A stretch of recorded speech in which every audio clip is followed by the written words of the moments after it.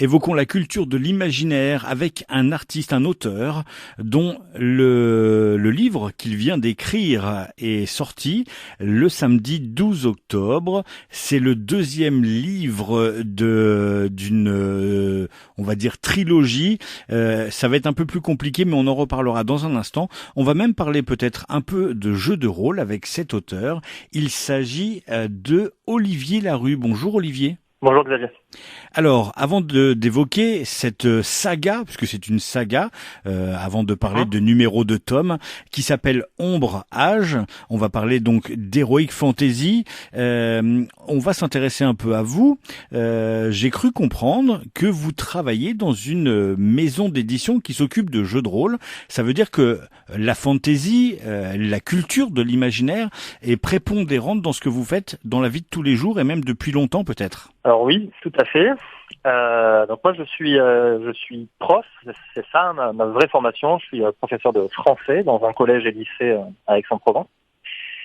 Et j'ai rejoint l'équipe d'Arcane Asylum Publishing, qui est une maison d'édition qui fait du jeu de rôle. Il y a un peu plus d'un an, c'était en juillet 2018. Sur un projet en particulier ? Sur le projet de Mage l'Ascension, qui est un jeu de rôle auquel je joue depuis mes 16 ans. Ça fait 20 ans que je suis un passionné de ce jeu. Et j'ai eu l'occasion, de par mes compétences de prof, de les rejoindre pour faire de la relecture dans un premier temps.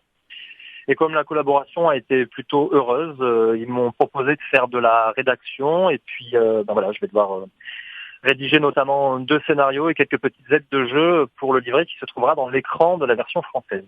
On va pas parler de Mage d'Ascension, on va parler d'Ombrage, c'est la saga que vous écrivez.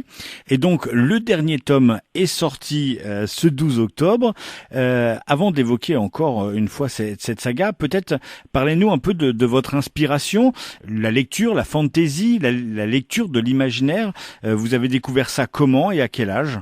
Alors c'est un peu particulier parce que mes inspirations, et ça se sent d'ailleurs dans l'écriture, elles sont pas du tout issues de la fantaisie à la base. Moi j'ai une culture littéraire assez classique et j'ai même une formation de l'écriture créative puisque j'ai fait une maîtrise de création littéraire, un master 2, on avait même initié une thèse et la fantaisie, ça a justement toujours été pour moi le jeu de rôle, le loisir, et que je séparais assez franchement de l'écriture, qui pour moi était quelque chose de sérieux, avec lequel il fallait pas plaisanter. Et puis, avec peut-être un peu de maturité et de temps, j'ai fini par me dire que j'allais écrire non pas ce que j'imaginais devoir écrire, mais quelque chose qui me ferait davantage plaisir. Et donc j'ai un peu mêlé ce que j'avais toujours bien séparé, le jeu de rôle et l'écriture. D'ailleurs, Ombrage, à la base, devait être un jeu de rôle. Et puis l'univers m'a tellement plu, je me suis tellement immergé dans cette création que j'ai décidé d'en faire un roman, enfin une saga plus exactement, parce que c'est quelque chose qui est prévu pour être assez long, assez développé. Et voilà, donc les inspirations, en fait, elles sont étrangement plutôt classiques. Tous les prénoms des personnages, par exemple, sont tirés de la comédie et de la tragédie classique. Il y a beaucoup de citations fantômes liées à la littérature et aux auteurs qui me plaisent le plus. Et il y a une démarche qui parfois est davantage dans l'ordre de l'écriture poétique que dans l'écriture romanesque. Donc en fait, mon lien à la fantaisie, il est assez lointain parce que même au niveau des lectures, comme j'ai toujours eu l'œil du prof et du critique, j'ai souvent eu un peu de mal avec la littérature de fantaisie parce que si j'aimais beaucoup les histoires et les univers, j'avais parfois un peu moins de choses à mettre tout là-dedans du point de vue de la littérarité. Et finalement, je me suis dit, tiens, relevons le pari de prendre un genre considéré comme populaire et de l'anoblir un peu en y apportant quelque chose de plus savant, hein, même si ça fait un peu pédant comme terme, dans la démarche d'écriture. Alors ça veut dire que vous en lisez quand même un petit peu, vous avez des auteurs que vous appréciez plus que d'autres. Est-ce que vous faites partie de ces fans incontestés de Tolkien ou autres ? Alors, aïe, je vais devoir critiquer un grand monsieur. Vous serez pas le premier. Tolkien, moi, je suis absolument admiratif de ce qu'il a créé en termes d'univers. Après, en termes de pure narratologie, je trouve qu'il y a des erreurs étranges qui correspondent plus à une époque au niveau de l'écriture. mais voilà, qui me paraissent un peu, qui me paraissent étranges en fait. Je trouve que l'introduction est très longue. Je trouve que l'épilogue qui tient sur tout un livre est un peu long aussi. Et je trouve qu'en termes d'écriture, il y a des choses qui m'embêtent, sans les trouver mauvaises. Je pense qu'il y a des partis pris de la part de Tolkien qui sont complètement assumés. Mais voilà, je trouve qu'il y a des choses qui sont assez étranges d'un point de vue de la construction narrative. Pour autant, je suis absolument, un fan de son univers. Quand j'étais petit, je jouais au jeu de rôle des Terres du Milieu, donc qui est adapté de l'univers de Tolkien. J'adorais ces histoires d'elfes. Quand les films sont sortis, j'étais debout sur mon strapontin. Non, je suis fan de Tolkien, mais pas forcément de son écriture en termes de pure littérature. Celui pour moi, presque le seul auteur de littérature que je trouve vraiment qui correspond à ce que j'attends sur tous les plans, autant en termes d'histoire qu'en termes de plume, c'est Jaworski. Lui, voilà, il a vraiment cette écriture très raffinée qui me parle plus que les autres choses que j'ai pu lire. Après, quand j'étais jeune et que j'étais moins exigeant peut-être sur la qualité de l'écriture, j'ai beaucoup aimé Hawkmoon de Moorcock, mais j'ai aussi joué au jeu de rôle, donc je pense que ça a un lien. Après, malheureusement, on a essayé de me mettre des choses entre les mains qui souvent me sont un peu tombées des mains. Alors, je vais pas donner de nom parce que ce serait pas gentil, mais il y a des choses très connues. Voilà, on m'a dit il faut absolument que tu dises ça, et je suis pas rentré dedans. Mathieu Gabory, par contre, j'ai vraiment beaucoup aimé le cycle d'Agon. Voilà, en fantasy, vous voyez, finalement, ça reste assez français, et je pense que c'est propre à la fantasy française de vouloir développer une écriture qui soit moins axée sur le scénario, comme vont avoir tendance à le faire les Américains, par exemple, que les Français qui, eux, vont mettre davantage l'accent sur la plume et sur l'écriture à proprement parler. Nous sommes en compagnie d'Olivier Larue et nous allons nous intéresser à cette saga Ombrage, une saga dont le 2e tome est paru en numérique. Il sera joint au premier tome dans, on va dire, un seul tome papier, ce sera pour décembre. Alors, évoquez-nous un peu cette saga. Il y a des vidéos sur Internet que vous faites vous-même qui expliquent très bien l'univers, un peu Europe 15e, avec des duchés. Vous avez créé une superbe carte pour expliquer comment ça fonctionne. Dites-nous ce qu'est cette saga Ombrage. Alors Ombrage, oui, c'est ça. C'est une Europe du 15e, si on doit parler vraiment de la base de l'inspiration. Après, en dehors de la nourriture, de l'armement et du costume, ce sont des aspects qui me plaisent beaucoup, surtout le costume, on n'est plus du tout dans quelque chose ni de réaliste ni d'historique. C'est vraiment un monde inventé de toutes pièces, mais voilà, qui en termes de visuel part de ce postulat. Donc ce sont 12 duchés, effectivement, qui adorent Primus aux 12 vertus, donc qui sont unis par cette même religion, mais déjà divisés, si je puis dire, parce que chacun d'entre eux vénère une vertu en particulier, qui constitue un peu la colonne vertébrale de la philosophie et de l'organisation sociétale de chacun de ces duchés. Ces 12 duchés ont connu à peu près 1 an avant le début du roman une période de guerre, enfin des troubles politiques violents qu'on a appelés la Fronde, pendant laquelle les duchés sont affrontés et le roi est mort.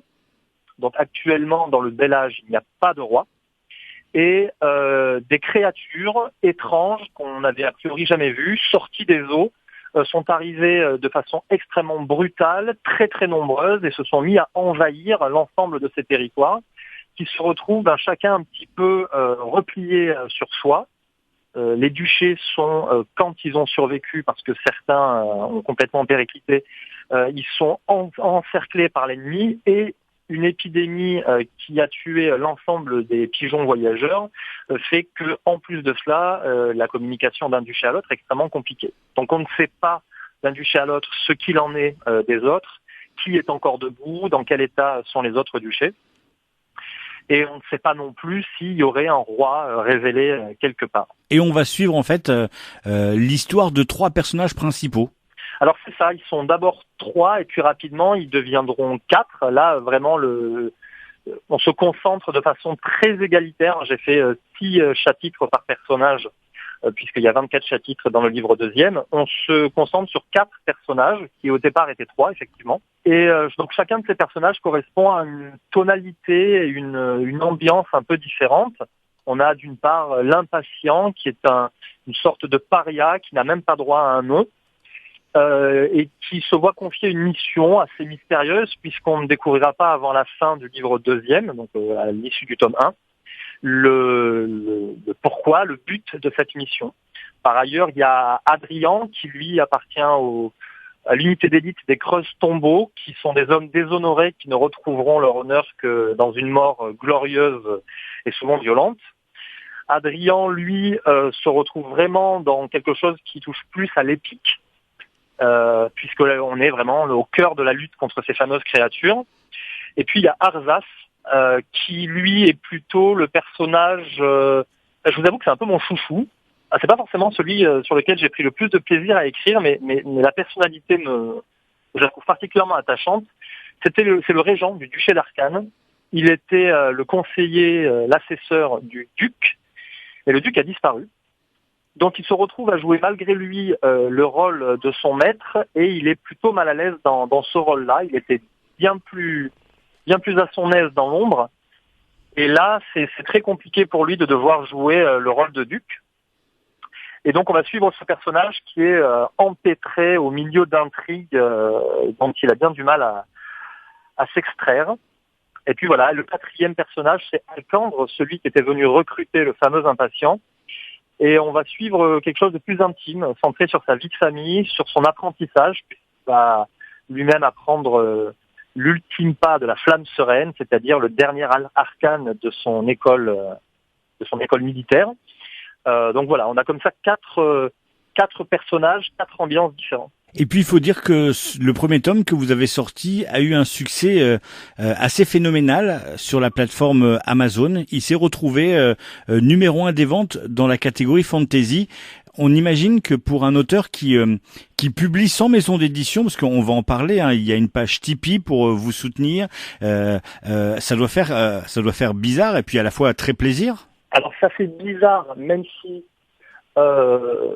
quitte à manger des pâtes, j'ai mis tout ce que j'avais dans ce projet en termes de temps, d'énergie et d'argent. Mais je crois qu'il n'y a pas trop de secrets. J'ai un ami qui a une très bonne phrase pour ça, je pense qu'elle n'est pas de lui, qui dit en écriture, il y a le savoir-faire et après il y a le faire savoir.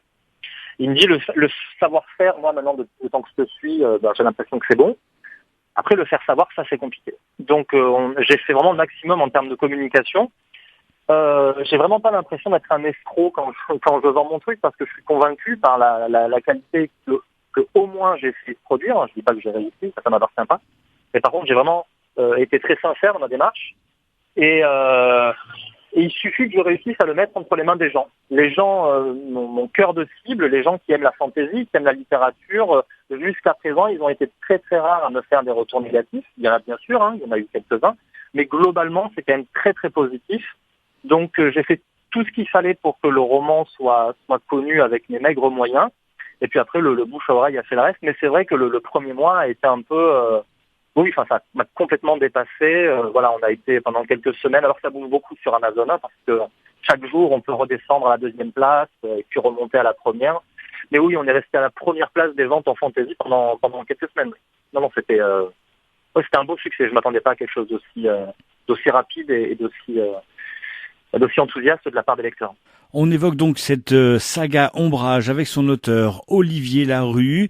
Est-ce que vous pouvez nous parler un peu de la façon peut-être dont vous travaillez et puis surtout cette façon d'éditer, parce que alors c'est pas nouveau, mais ça commence à faire boule de neige. De plus en plus d'auteurs ne passent plus par les maisons d'édition et c'est un vrai choix parce que ça permet d'avoir un vrai contrôle sur l'aspect global de son ouvrage. Tout à fait.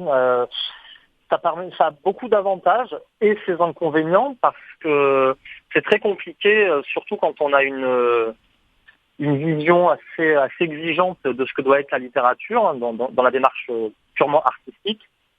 parce que pour beaucoup de gens, Amazon publie du roman de gare en fait.